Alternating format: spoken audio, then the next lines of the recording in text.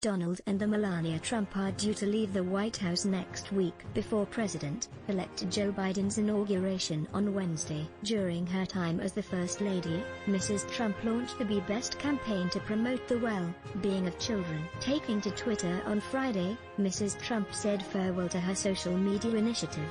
She tweeted, "As the legacy of Be Best comes to a close at the White House, we must continue to give a voice to our nation's children, the issues that impact their lives. It's the values, spirit of the American people that inspired Be Best. It's those values that will carry on its mission." However, social media users criticized the First Lady and President Trump's legacy. One Twitter user wrote, "The legacy.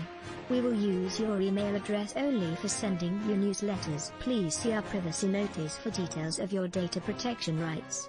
Your husband is the biggest online bully the world's ever seen. Your mission failed miserably. And it was just more propaganda."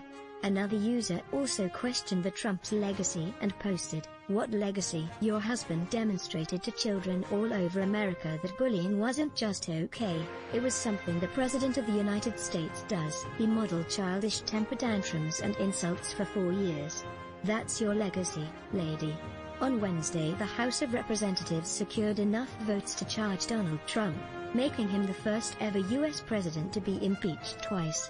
President Trump was previously impeached over his calls with the Ukrainian President Volodymyr Zelensky. Mr. Trump was charged by the House for inciting an insurrection following the violent protests at the U.S. Capitol last week. One Twitter user said they were thankful that the Trumps were leaving office.